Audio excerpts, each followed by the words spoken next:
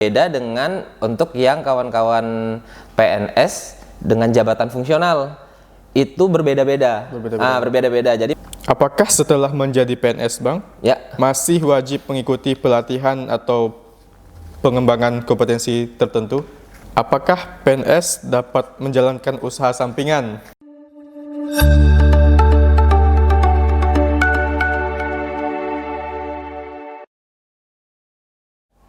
Assalamualaikum warahmatullahi wabarakatuh. Selamat pagi menjadi Siniman, podcast Siniman, diskusi informatif, kinerja, dan beriman. Perkenalkan, saya Arif, Pranata Humas Ahli Pertama di kantor Kementerian Agama Kabupaten Melawi yang juga bertindak sebagai host pada diskusi kali ini. Di sini saya ditemani oleh tamu yang sangat terkenal di kantor Kemenak Melawi. Bang, ya. Apa kabarnya? Alhamdulillah baik, Mas Arif. Untuk kali ini kita akan membahas apa, Bang, kira-kira?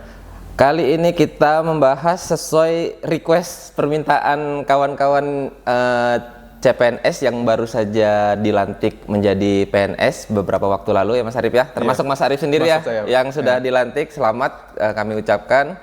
Dan requestnya salah satunya adalah Q&A, tanya jawab terkait dengan hal-hal yang mungkin dipertanyakan oleh kawan-kawan CPNS yang baru dilantik sebagai PNS. Apa-apa saja yang ingin ditanyakan.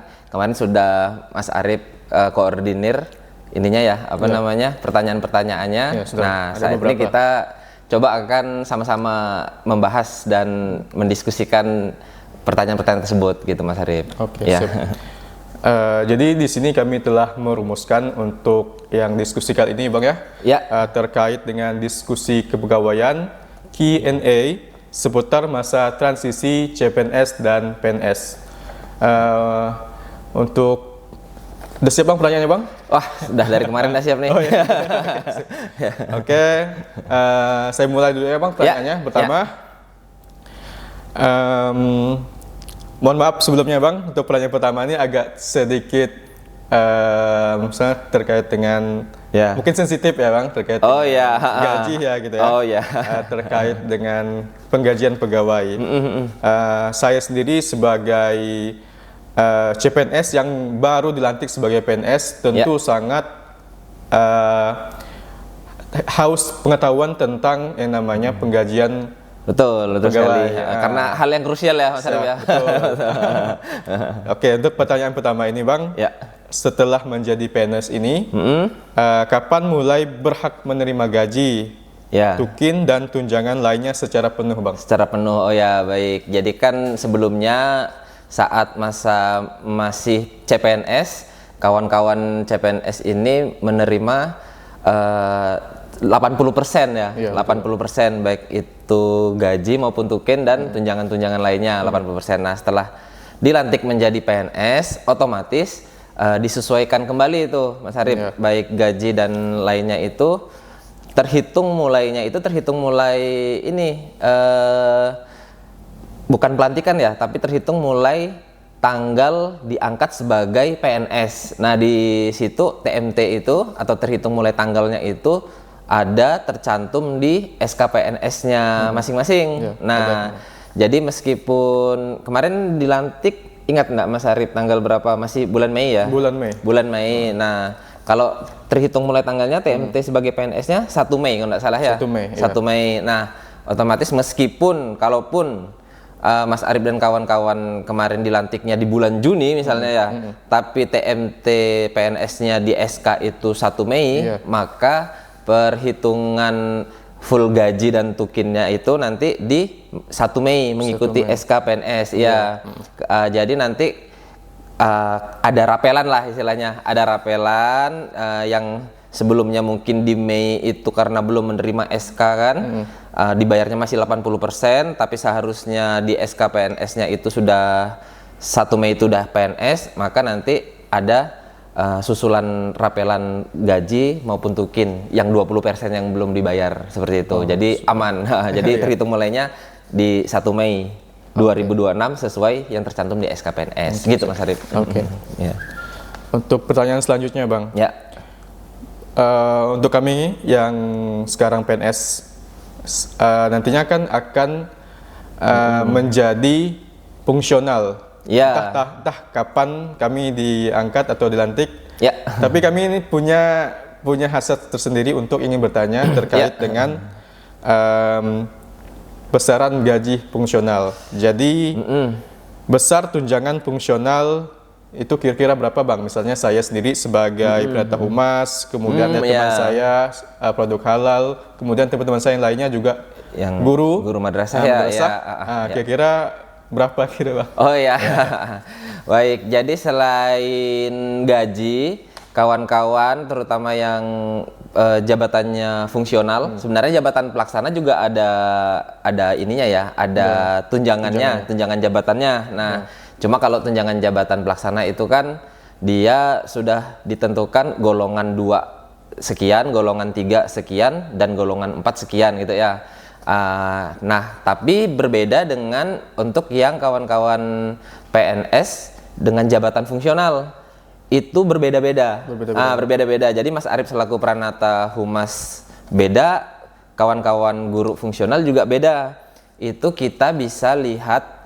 Kalau ingin tahu rinciannya ya, itu kita bisa lihat di peraturan presiden atau ketentuan yang mengatur tunjangan jabatan fungsional. Misalnya kalau Mas Arif Pranata Humas, maka Perpres tunjangan fungsional jabatan Pranata Humas. Seperti itu. Kalau yang guru, Perpres tunjangan tentang jabatan fungsional tenaga pendidikan. Nah, kalau boleh saya infokan, misalnya kalau yang guru itu ada di Perpres 108 tahun 2007 tentang tunjangan tenaga kependidikan. Nah, kalau di situ itu untuk guru, misalnya guru ahli pertama kan, kawan-kawan yang baru diangkat PNS ini mendudukinya jabatannya nanti ahli pertama ya, ahli pertama. Nah, misalnya guru ahli pertama kalau sesuai Perpres ini maka tunjangan fungsionalnya itu sebesar 327.000 kalau tidak salah saya. Nanti bisa dicek lagi sama kawan-kawan ya.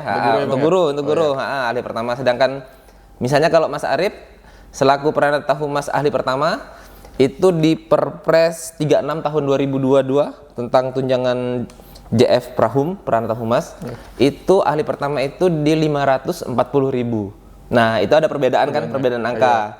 Nah, begitu juga dengan misalnya kawan-kawan yang jabatan fungsional penyuluh atau penghulu, itu juga pasti mereka beda-beda juga, beda-beda kayak gitu. Jadi perlu kita cek ke ketentuan yang mengatur tentang jabatan fungsional itu sendiri, kayak gitu Mas Arif. Satu lagi Bang, untuk terkait dengan tunjangan fungsional ini, apakah besarannya itu tergantung beban kerjanya atau gimana Bang ya? Jadi bukan tergantung beban kerja, tapi tergantung jenjang jabatan. Jenjang jabatan. Nah, jenjang jabatan tadi itu ada ahli pertama. Nanti kalau Mas Arif naik pangkat ke 3C itu jenjangnya juga naik ke ahli muda. Nah, ahli pertama, ahli muda, madya, utama. Nah, setiap naik jenjang nanti akan mengalami perubahan nominal jabatan. Nah, nominal tunjangan jabatan fungsionalnya. Jadi bukan terkait beban kerjanya, tapi terkait dengan jenjang jabatannya gitu. Oke, untuk pertanyaan selanjutnya Bang, apakah masa kerja selama CPNS dihitung untuk kenaikan gaji berkala? Oh ya, jadi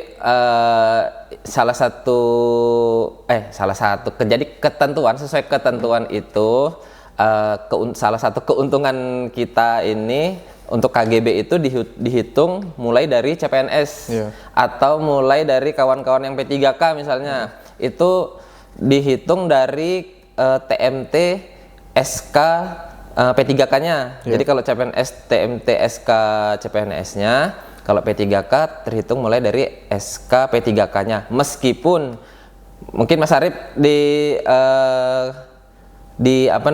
menerima SK CPNS itu di bulan apa misalnya ini di bulan Juni kan, salah saya, seingat saya 10 Juni 2025. Padahal di SK CPNS-nya itu 1 Mei 2025. Jadi istilahnya kita belum kerja lah sebulan lah ya, belum kerja sebulan, bagi SK-nya di 10 Juni. Nah, tapi itu dia masa kerja kita itu tetap dihitung dari SK CPNS. Nah, jadi gitu. lebih kemarin itu lebih yang menguntungkan lagi itu kawan-kawan kita di P3K tahap 1 misalnya. P3K tahap 1 itu mereka SK P3K-nya tuh 1 Maret, tapi mereka baru dilantik di akhir Mei, seingat saya di akhir Mei. Jadi ada Maret, April, Mei-nya itu kan belum bekerja, tapi masa kerjanya udah dihitung mulai dari sesuai SK yang gitu, tercantum di SK kayak gitu. Tapi untuk gaji ya atau tunjangan juga dapat, Bang? Apanya tuh? Jadi kalau itu gaji ya, kalau KGB itu berkaitan dengan gaji, berkaitan dengan gaji. Cuma kalau kapan pembayaran gajinya itu bukan sesuai dengan turunnya SK CPNS-nya itu, tapi sesuai dengan namanya ada surat SPMT melaksanakan tugas, surat melaksanakan tugasnya itu. Nah, kalau untuk gaji, tapi kalau untuk tadi pertanyaannya terkait dengan masa kerja dan KGB, nah itu dihitungnya memang mulai dari TMT yang tercantum di SK CPNS-nya, gitu Mas Arif. Jelas sekali, Bang. Ya. Oke, untuk pertanyaan selanjutnya, ini banyak, Bang, CPNS yang menitipkan pertanyaan ini kepada saya. Ya, aman. Para CPNS guru, Ya. sekarang sudah menjadi PNS, Bang. Kapan pertama kali bisa mengusulkan kenaikan pangkat, Bang? Ya, untuk apalagi jabatan kayak Mas Arif dan kawan-kawan guru itu kan jabatan fungsional. Yeah. Nah, jadi untuk jabatan fungsional itu kita wajib mengumpulkan namanya angka kredit. Angka kredit. Dan seharusnya nanti ini Mas Arif dan kawan-kawan itu setelah diangkat PNS itu seharusnya menerima satu lagi SK.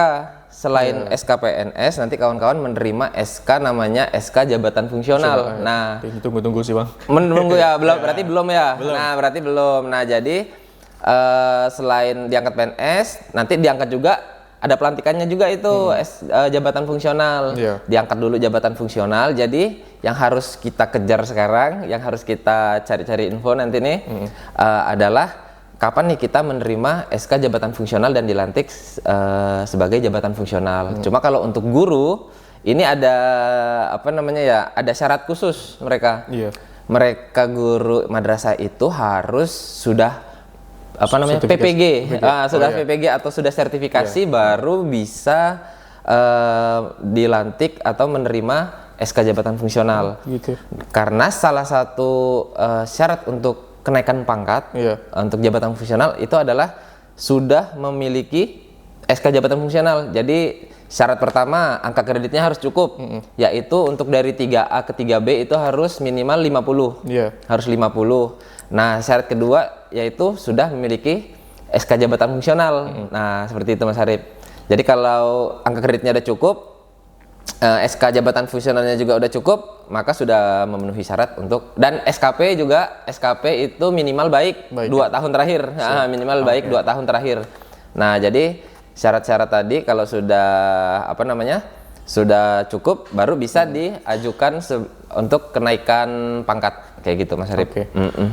Jadi untuk lamanya jadi tergantung kawan-kawan masing-masing. Jadi belum, enggak pasti 3 tahun, enggak pasti 4 tahun. Nah, kalau 3 tahun sudah terpenuhi 50 angka kredit dan jabatan SK-nya udah keluar, SK jabatan fungsional udah keluar, maka sudah bisa kita ajukan kenaikan pangkat. Gitu. Kan ada beberapa teman-teman saya yang PNS guru sekarang, Bang. Yang belum sertifikasi, belum PPG. Kan selanjutnya akan ada yang namanya pelantikan fungsional. Itu gimana, Bang? Apakah dia menunggu setelah dia PPG atau ikut bersama kami dilantik menjadi fungsional? Seharusnya setelah PPG. Setelah PPG, karena untuk dilantik itu dasarnya adalah SK itu sendiri. Nah, jadi kalau belum ada SK-nya, jadi kita tidak punya dasar untuk melantik. Jadi tidak menutup kemungkinan pelantikannya itu terpisah-pisah. Iya, terpisah-pisah. Nanti pelantikannya terpisah-pisah. Cuma jangan khawatir untuk kayak tunjangan fungsional dan lain-lain itu nanti mengikuti dari SK jabatannya, SK jabatan fungsionalnya. Jadi biasanya kan SK jabatan fungsional misalnya keluar di 1 Juli misalnya 1 Juli. Cuma dalam proses distribusinya, nah itu kan ada memakan beberapa lama waktunya kan. Nah, misalnya ujung-ujungnya dilantiklah di September misalnya. Nah, dilantiknya Desember. Nah, tapi nanti kawan-kawan tetap dimulai dihitung menerima full tunjangan fungsionalnya itu per 1 Juli sesuai SK. Nah, kayak gitu. Nanti terkait pelantikan, karena pelantikan juga wajib. Untuk kenaikan pangkat pertama itu nanti berkas-berkas pelantikannya seperti berita acara pelantikan, surat pernyataan pelantikan, itu wajib dilampirkan juga. Jadi pelantikan itu wajib untuk pengangkatan pertama sebagai jabatan fungsional. Gitu. Jadi untuk SK pengangkatan bisa jadi sama, namun terkait dengan pelantikan itu bisa jadi berbeda, Bang ya? Betul. Bisa saja nanti ada guru yang dilantik sendirian, bisa saja. Cuma biasanya sih akhir-akhir ini pelantikannya itu ndak di mana? Ndak di kabupaten atau kota aja, tapi melalui via Zoom disamakan dengan kawan-kawan dari kabupaten kota lainnya atau bahkan provinsi lainnya, seperti itu. Tapi nanti kita lihat kebijakan dari pusat atau kanwilnya seperti apa, kayak gitu Mas Harid. Jelas sekali, Bang. Ya. Oke, untuk pertanyaan selanjutnya, kapan mulai bisa mengambil cuti dan berapa jumlah cuti tahunan? Ya. Dan bagaimana prosedur pengajuan cuti melahirkan, misalnya untuk teman-teman kami yang perempuan, kemudian cuti besar, dan cuti alasan penting, Bang. Oh, siap. Jadi terkait cuti, sebenarnya untuk cuti ini sudah pernah kita kupas tuntas bahasanya di edisi diskusi kepegawaian sebelumnya. Jadi untuk kawan-kawan nanti yang baru dilantik PNS bisa lihat di history YouTube kita di Kemenak Melawi di Siniman. Nah, itu membahas terkait cuti. Waktu itu saya dengan Mas Imam. Di situ lengkap jenis-jenis cutinya. Nah, tapi secara singkat saya akan jawab terkait dengan cuti tahunan aja mungkin ya. Nah, jadi kawan-kawan ini sudah bisa mengajukan cuti karena cuti tahunan. Nah, karena syarat cuti tahunan itu adalah setelah bekerja selama 12 bulan atau 1 tahun. Nah, telah bekerja selama 1 tahun. Jadi sudah memenuhi, dan jatah cutinya itu 1 tahun itu adalah 12 hari kerja. 12 hari kerja. Nah, kemudian kalau seandainya tidak habis terpakai di tahun ini, misalnya kita dapat tahun ini kan 12 hari kerja, tidak habis dipakai, itu akan bisa dipakai di tahun depan maksimal 6. Maksimal gitu, 6 sisanya. Misalnya sisanya 8, masih 8 nih. Nah, maka yang bisa dialihkan 6 seperti itu. Berarti duanya hangus tuh, Bang ya? Duanya hangus kayak gitu. Jadi di tahun depan kita punya 18 hari kerja, dan kalau prosedur pengajuannya kita sudah ada LDR, aplikasi LDR di kemenakmelawi.my.id. Kawan-kawan bisa akses di situ. Nanti ada layanan kepegawaian, ada pengajuan cuti. Tinggal diupload saja formulir pengajuan cuti. Kalau belum ada contoh formulirnya, di layanan kepegawaian juga itu sudah kita sediakan menu download surat menyurat namanya. Kalau tidak salah saya download surat menyurat. Di situ ada form cuti. Nah, itu diisi, diupload. Nanti kita terima dan kita proses seperti itu untuk pengajuannya. Untuk yang kayak cuti besar, sekali lagi kawan-kawan bisa lihat di nanti linknya ada di atas ini. Siap, Bang. Satu lagi yang pengen saya tanyakan terkait dengan cuti nih, Bang, mewakili teman-teman. Untuk kami sendiri yang baru dilantik menjadi PNS, kan awal Juni ya. Berarti dihitung, apakah dihitung dari tahun berjalan atau yang apa nih, Bang ya? Kalau kalau saya paham sih maksud pertanyaannya. Saya paham maksud pertanyaannya. Kalau di ketentuan itu tidak dirincikan. Jadi kalau kita saat ini prosesnya masih udah di 10 Juni kan, dah dapat 12 hari kerja kayak gitu dia. Berarti hitungannya hangusnya 31 Desember ya? Iya, betul. 30 maksimal pemakaian 31 Desember. Saya kira awal Juni tahun depan gitu. Oh, enggak, tetap Desember ini.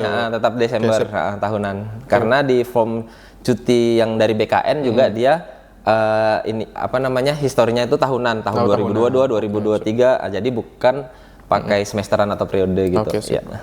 Untuk pertanyaan selanjutnya, apa syarat kenaikan jenjang jabatan? Ya, syarat kenaikan jenjang jabatan ini hanya ada di jabatan fungsional, yaitu kawan Mas Arif dan kawan-kawan guru misalnya ya. Nah, syarat kenaikan jenjang jabatan itu sebenarnya mirip dengan syarat kenaikan pangkat. Yaitu yang pertama harus sudah cukup angka kreditnya. Nah, kalau untuk kenaikan jenjang jabatan dari ahli pertama ke muda itu perlu 100 angka kreditnya. 100. Iya, 100 atau dari 3B ke 3C. Jadi kita untuk naik jenjang ke ahli pertama ke muda itu menunggu nanti dari 3B ke 3C juga. Nah, gitu. Karena adanya itu di jenjang ahli muda itu adalah di pangkat golongan 3C atau angka kreditnya 100 seperti itu ya, angka kreditnya 100. Kalau sudah cukup itu salah satu syarat terpenuhi. Cuma ada syarat lainnya. Syarat lainnya adalah kawan-kawan yang fungsional itu harus sudah mengikuti diklat fungsional. Nah, kalau kayak Mas Arif ini harus sudah mengikuti diklat fungsional Pernata Humas. Jadi mulai cari-cari informasi terkait diklat fungsional Pernata Humas, karena diklat itu berbayar. Ada yang berbayar, berbayar.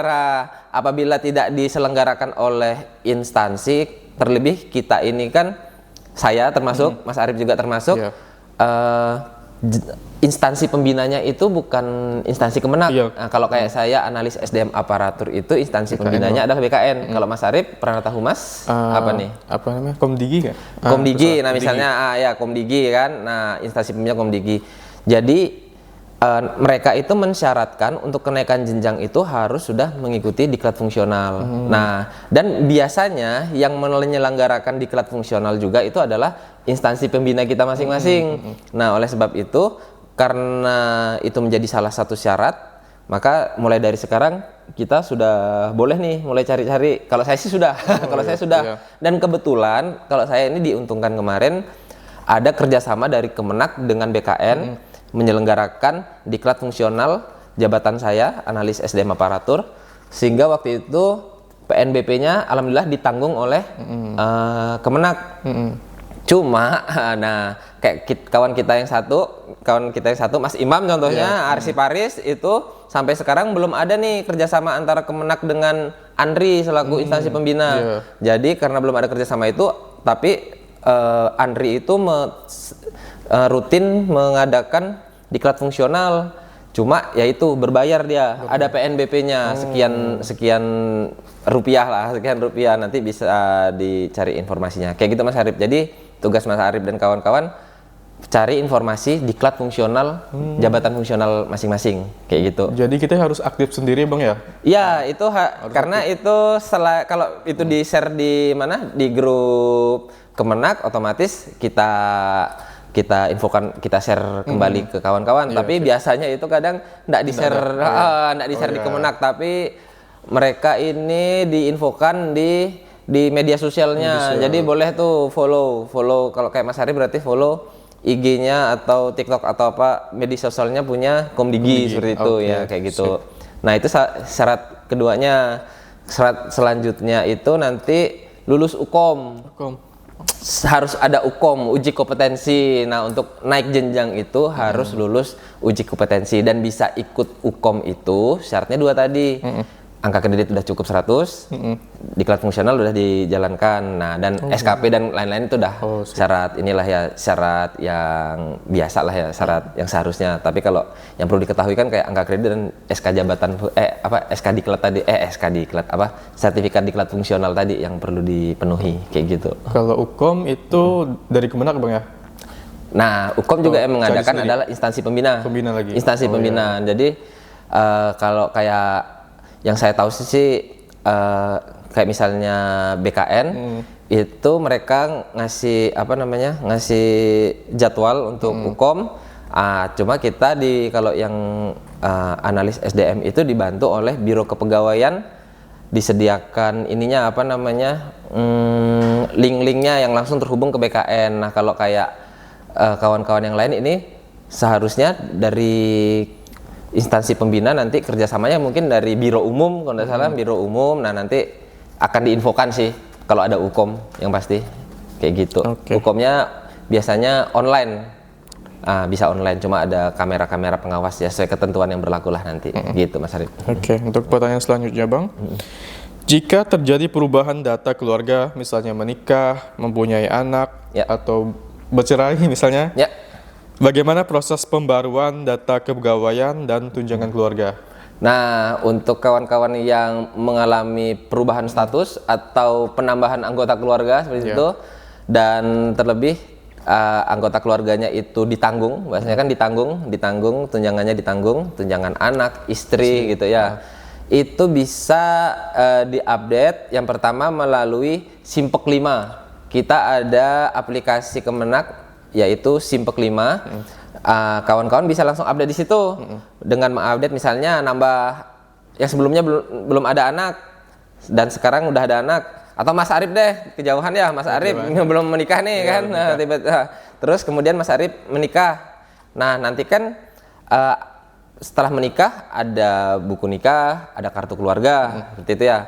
Nah 2 syarat itu nanti diupload ke Simpek 5. Di Simpek 5 ada menu keluarga. Menu keluarga kalau menikah berarti menu pasangan, nanti yang diisi adalah menu pasangannya. Tapi kalau nambah anak berarti menu anak yang diisi. Begitu juga kalau perubahan misalnya perceraian. Nah kalau perceraian itu juga bisa diupload di Simpek 5. Cuma setelah upload Simpek 5 agar prosesnya lebih cepat, itu setelah upload bisa langsung konfirmasi ke kepegawaian untuk segera dikonfirmasi. Nah nanti selanjutnya kepegawaian berkoordinasi dengan tim keuangan bahwa ada penambahan anggota keluarga atau perubahan status seperti itu Mas Arif. Jadi pintu utamanya adalah Simpek 5 dulu. Simpek 5 dulu ya, wajib diupdate kayak gitu. Untuk selanjutnya, jika sudah pernah bekerja sebagai honor misalnya Bang, di pemerintahan, ini biasanya banyak guru-guru ya. Apakah bisa menambah masa kerja? Ya, kalau terkait hal itu namanya adalah terkait dengan peninjauan masa kerja atau PMK ya, peninjauan masa kerja. Memang kalau di ketentuan BKN itu difasilitasi hal tersebut, difasilitasi. Dan kalau kita mau membaca secara rinci itu ada di peraturan ini Mas Arif, peraturan BKN nomor 14 tahun 2018 tentang petunjuk teknis pengadaan PNS. Di situ salah satu pasalnya membahas tentang ketentuan bisa diakui masa kerja saat kita bekerja sebagai baik itu honor di pemerintahan maupun sebagai karyawan swasta. Nah, kalau karyawan swasta itu di ketentuan bisa diakuin 50%-nya. Jadi misalnya Mas Arif sebelum masuk sebagai CPNS Kemenak itu bekerja sebagai tenaga karyawan di swasta selama 4 tahun misalnya, selama 4 tahun. Nah itu 50%-nya atau 2 tahunnya itu bisa diajukan PMK, peninjauan masa kerja. Kalau yang bekerja sebagai karyawan atau honor di BUMN atau di instansi pemerintah itu bisa diakuin full, Nah nanti lengkapnya bisa kawan-kawan lihat di peraturan tadi. Cuma memang syarat-syaratnya itu cukup ini ya, rumit ya bukan rumit lah, cukup perlu kita penuhin effort lah.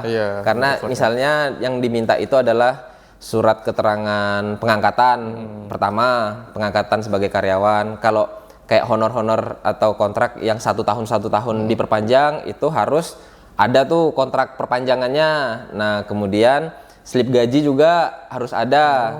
Dan ada beberapa yang instansi menetapkan slip gaji harus lengkap kayak gitu. Kalau BKN-nya saya masih kurang tahu apakah wajib lengkap atau butuh sampel saja untuk BKN-nya ya, untuk yang BKN, karena nanti ini kan pengajuannya dari instansi ke BKN. Nanti BKN yang mengeluarkan persetujuannya apakah disetujui atau tidak peninjauan masa kerja. Nah, selain itu ada juga namanya paklaring. Harus paklaring itu adalah surat keterangan bekerja dari tempat bekerja kita sebelumnya yang perlu dipenuhin juga, dan surat keterangan berhenti kerjanya yang terakhir, yang misalnya kita udah resign gitu ya dari pekerjaan sebelumnya, itu juga harus ada kayak gitu. Nah, kalau jadi terkait tadi itu adalah namanya peninjauan masa kerja, dan ada tuh diatur di BKN, difasilitasi gitu Mas Arif. Oke Bang. Ya. Baik Bang, untuk pertanyaan selanjutnya, apakah setelah menjadi PNS Bang, masih wajib mengikuti pelatihan atau pengembangan kompetensi tertentu? Ya, kalau dibilang wajib sih memang bukan kewajiban tapi sudah seharusnya. Gimana ya bahasanya ya? Saya juga ini susah nih cari kata-kata yang tepat, tapi tadi itu bukan kewajiban tapi sudah seharusnya. Dan memang juga ada kewajibannya. Misalnya kayak guru madrasah itu untuk salah satu pencairan sertifikasinya itu di Juknis pencairan sertifikasi itu wajib setiap semester, guru madrasah ya, setiap semester wajib telah mengikuti 20 jam pelajaran ini, 20 baik itu kegiatan pelatihan, seminar, BIMTEK seperti itu ya. Jadi sosialisasi, jadi minimal 20 JP. Nah, jadi kalau 1 tahun 2 semester itu 40 JP. Nah, itu kewajiban. Nah, memang kalau untuk guru ada diwajibkan karena ya salah satu syarat untuk pencairan sertifikasi. Cuma di luar kewajiban tersebut memang sudah seharusnya juga kita rutin atau rajin mencari atau mengikuti, baik itu tadi itu pelatihan, bahasanya biasanya kan pelatihan, seminar, BIMTEK, sosialisasi, workshop, apalah itu ya, banyak ya. Nah, hal-hal tersebut tujuannya kita ikutin untuk ini Mas Arif, update ilmu lah, update ilmu. Kita kan kebijakan, peraturan itu tuh sangat cepat berkembangnya atau berubahnya. Nah, jadi karena kecepatan perubahan tersebut harus kita ikuti perubahan tersebut kan dengan cara yaitu mengikuti rajin-rajin ikut kegiatan-kegiatan pelatihan. Jadi meskipun kalau buat yang tadi guru ada kewajiban, nah di luar guru kayak kita berdua nih misalnya, meskipun tidak ada kewajiban tapi ya sudah seharusnya kita seharusnya tetap mengikuti kegiatan-kegiatan pelatihan itu untuk update. Nah, gitu Mas Arif. Untuk pertanyaan selanjutnya, apakah PNS dapat menjalankan usaha sampingan?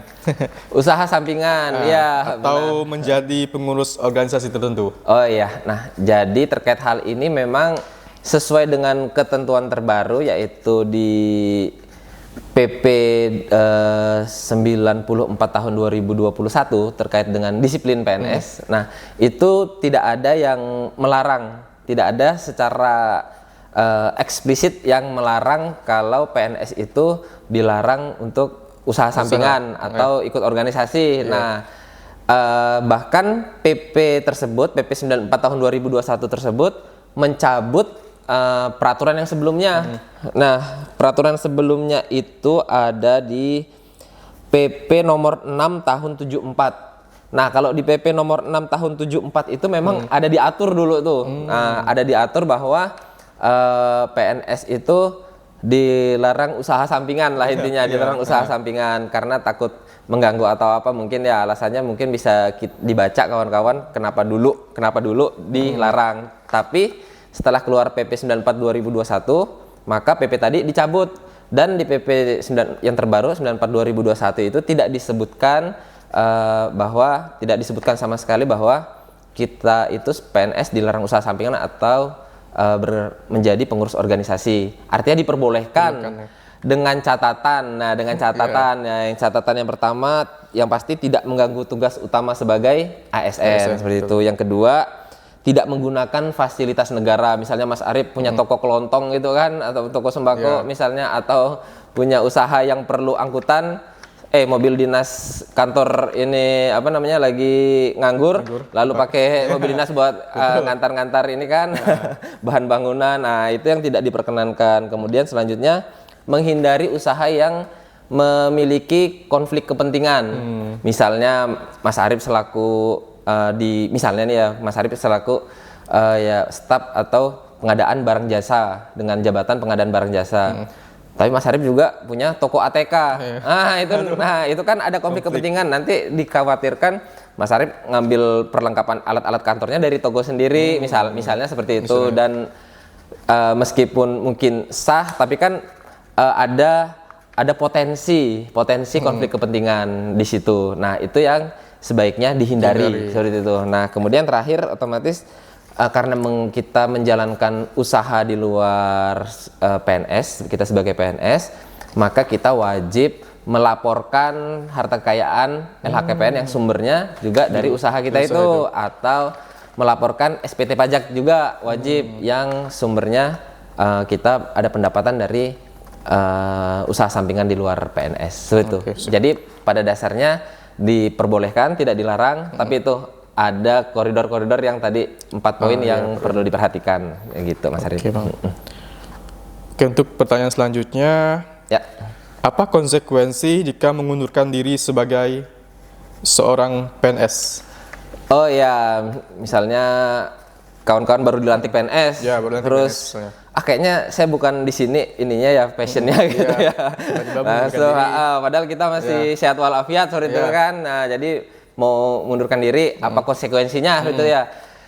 Konsekuensinya adalah kawan-kawan paling ya tidak dapat uang pensiun bulanan. Yang pertama itu karena untuk mendapatkan uang pensiun bulanan itu ada minimal umur dan masa kerja yang harus dilewati dulu. Ya, kalau sesuai PP 11 tahun 2017 tentang manajemen PNS itu di situ disebutkan minimal kita untuk pensiun dini, namanya pensiun dini. Karena belum waktunya, belum sesuai umur. Nah, pensiun dini itu apabila kita ingin tetap dapat UPB atau uang pensiun bulanan, kita harus minimal itu kalau tidak salah umurnya 45 tahun, minimal umur 45 tahun, dan masa kerjanya 20 tahun. 20 tahun. Nah, sebentar saya lihat catatan. Ya, betul, usia 45 tahun, masa kerja 20 tahun. Jadi kalau di bawah itu, misalnya meskipun masa kerja 20 tahun tapi usianya masih di bawah 45 tahun, masih 44 tahun, nah itu juga tetap tidak bisa dapat UPB, uang pensiun bulanan. Nah, konsekuensinya itu. Cuma kalau pensiunnya itu karena uzur itu artinya adalah sakit yang tidak bisa melaksanakan tugas pokoknya sebagai PNS. Misalnya ada PNS yang baru dilantik sebulan kemudian nauzubillah min dzalik lah ya, misalnya stroke gitu kan, dan divonis dokter bahwa stroke-nya ini sudah memang tidak bisa menjalankan tugas utama sebagai PNS, maka itu nanti itu namanya pensiun karena uzur. Itu bisa dapat. Nah, itu terdapat uang pensiun bulanan, cuma ya persennya tidak sebesar dengan apabila pensiun batas usia pensiun seperti itu. Kayak gitu Mas Arif. Jadi 2 syarat itu harus terpenuhi ya Bang ya? Iya, umur dan masa kerja. Ya, kayak seperti itu. Jadi konsekuensinya seperti itu. Beda lagi kalau misalnya mengundurkan dirinya saat sudah pengumuman. Nah, itu tentunya beda lagi. Kalau mengundurkan dirinya tidak sesuai prosedur, maka tidak boleh mengikuti seleksi PNS selama 2 periode. Nah, itu kalau yang awal-awal kemarin ini setelah lulus tapi mengundurkan diri tapi tidak sesuai prosedur. Nah, itu konsekuensinya itu. Tapi kalau setelah dilantik PNS, maka tadi konsekuensinya tidak mendapatkan UPB. Uang pensiun bulanan gitu. Setelah dilantik PNS Bang, dia mengundurkan diri. Tapi bukan maksudnya pensiun dini. Dia misalnya ada uzur lain misalkan. Tapi selanjutnya dia mau ikut tes CPNS di instansi lain. Gimana? Bisa aja. Ya, itu bisa kalau misalnya kalau Mas Arif nih kan barusan dilantik PNS, ngajukan pengunduran diri karena misalnya penempatannya tidak sesuai yang diinginkan, misalnya kayak penempatannya tidak sesuai, saya maunya di daerah asal nih, saya resign aja dulu. Nah, nanti begitu misalnya tahun ini atau tahun depan ada pengangkatan CPNS kembali, kalau umur Mas Arif masih cukup dan syarat-syaratnya masih memenuhi, maka diperkenankan dan bisa ini lagi mendaftar lagi. Jadi itu tidak kena penalti Bang ya? Tidak ada penalti, tidak ada. Berarti kasusnya kena penalti itu ini ya apa yang tadi ya? Yang awal-awal pas lulus CPNS itu pun kalau nggak sesuai prosedur, karena meskipun kita lulus CPNS tapi kita mengundurkan diri sesuai prosedur, yaitu kan ada tuh waktu lulus CPNS, terus di situ kan di SSC, ASN, BKN tuh ada fitur mengundurkan diri, dan kita mengupload surat pernyataan mengundurkan diri di atas materai, kita upload. Nah itu kan sesuai prosedur tuh. Nah, maka itu tidak dikenakan sanksi. Nah tapi kalau nggak sesuai prosedur itu yang dikenakan sanksi. Gitu dia. Oke Bang, nih untuk pertanyaan terakhir Bang ya. Untuk sesi kali ini. Ya. Apa tips dan strategi pengembangan karir bagi ASN muda seperti kami ini Bang, di Kementerian Agama agar dapat berkembang lebih cepat? Untuk berkembang lebih cepat. Nah, jadi kalau kita ini memang serius untuk karir kita sebagai PNS gitu ya Mas Arif, yang pertama kita harus mengetahui dan menguasai tugas pokok kita sebagai PNS dan jabatan kita, tugas pokok jabatan kita. Nah, karena setelah kita mengetahui dan menguasai tugas kita, maka kita akan lebih mudah nih mengatur strategi kita untuk menyelesaikan pekerjaan tersebut dengan cepat, dengan tuntas seperti itu. Dan kalau kita menguasai pekerjaan kita, maka kita juga bisa mengatur kapan kita harus mengerjakan hal-hal di luar pekerjaan pokok, karena memang kita sebagai PNS itu ternyata tidak hanya mengerjakan pekerjaan tugas pokok jabatan kita, ada tugas-tugas lain yang kadang diberikan oleh atasan yang di luar job desk kita, dan meskipun itu di luar job desk, tetap karena namanya sudah ditugaskan oleh atasan, tetap harus kita selesaikan dengan dengan baik gitu ya. Nah itu yang pertama. Yang kedua itu rutin tadi itu rajin mengikuti pelatihan, update ketentuan. Nggak hanya update ketentuan tentang tugas pokok jabatan kita, tapi perlu juga update ketentuan kepegawaian misalnya, karena karir kita ini berkaitan erat dengan administrasi kepegawaian Mas Arif. Misalnya update terkait dengan syarat untuk kenaikan pangkat tadi apa aja, yang sebelumnya kenaikan pangkat itu periodenya hanya 2 kali dalam 1 tahun gitu kan, 2 kali dalam 1 tahun, yaitu di periode April dan Oktober saja. Nah kemudian BKN melakukan perubahan jadi setahun ada 6 kali. 6 kali. Nah dan yang terakhir ini setahun bisa 12 kali. Nah hal-hal tersebut kan kalau kita tahu aturannya, maka kita bisa nyusun strategi nih. Oh angka kredit saya sekian di SKP terakhir di tahun 2025 sekian misalnya kan. Nah kapan nih kira-kira saya bisa cukup untuk naik pangkat, dan di periode apa kita bisa mengajukan kenaikan pangkat. Nah misalnya di periode April kah, tahun 2028 kah. Jadi jangan sampai kita terlewat, sebenarnya angka kredit kita sudah cukup, tapi karena kita terlewat, yang harusnya kita tahu angka kredit kita sudah cukup untuk naik pangkat. Nah otomatis pas kita baru sadar beberapa bulan kemudian, kita yang harusnya bisa naik pangkat April misalnya, ujungnya di pangkat Juli, itu kan kita udah misalnya rugi 3 bulan. Nah kayak gitu, seperti itu. Itulah gunanya kita rajin ikut pelatihan dan sosialisasi tadi. Dan sekali lagi jangan hanya pelatihan yang berkaitan dengan tugas jabatan, tapi berkaitan dengan hal lain seperti misalnya administrasi kepegawaian gitu. Kemudian yang pasti kita harus cepat nih, kayak Mas Arif dan kawan-kawan, cepat beradaptasi dengan lingkungan kerjanya. Karena apa? Karena setiap lingkungan kerja itu memiliki kebiasaan atau lingkungan yang berbeda-beda lah ya ininya. Jadi bagaimana kita cepat beradaptasi baik dengan pekerjaannya, baik dengan orangnya. Kalau guru-guru misalnya itu dengan siswa-siswanya gitu. Nah jadi kita harus cepat beradaptasi dengan lingkungan. Dan kalau yang terakhir ini menurut saya lah ya, menurut saya itu adalah ya memberikan hasil kinerja yang terbaik tadi lah. Apa yang diberikan oleh diberikan tugas yang diberikan oleh atasan, kita selesaikan dengan baik, karena itu menjadi salah satu penilaian di SKP. Karena SKP itu berkaitan erat dengan karir kita. Hampir semua persyaratan, naik jenjang, naik pangkat, promosi, mutasi, itu mensyaratkan SKP minimal baik 2 tahun terakhir. Nah, gitu. Dan penilaian SKP itu kan bergantung dengan hasil kinerja kita yang diberikan oleh atasan, tugas yang diberikan oleh atasan. Gitu Mas Arif, mungkin tips-tips yang dari saya. Mungkin kawan-kawan punya inilah jalan ninjanya tersendiri. Itu ya bebas dipersilakan. Gitu. Terima kasih Bang ya telah memberikan wawasan yang sangat-sangat berharga bagi kami yang baru memasuki masa PNS ini Bang. Mungkin terkait dengan penggajian, terkait dengan cuti, peningkatan karir dan segala macam. Sangat-sangat insightful Bang bagi kami. Sekali lagi terima kasih Bang. Sama-sama. Dan kalau ada nanti pertanyaan di luar itu kita akan bahas di diskusi kepegawaian selanjutnya Mas Arif. Dan kami tidak menutup kesempatan buat kawan-kawan untuk bertanya, kemudian kita bahas bersama-sama untuk mengisi podcast Siniman ini. Gitu Mas Arif, kita tunggu nih edisi selanjutnya.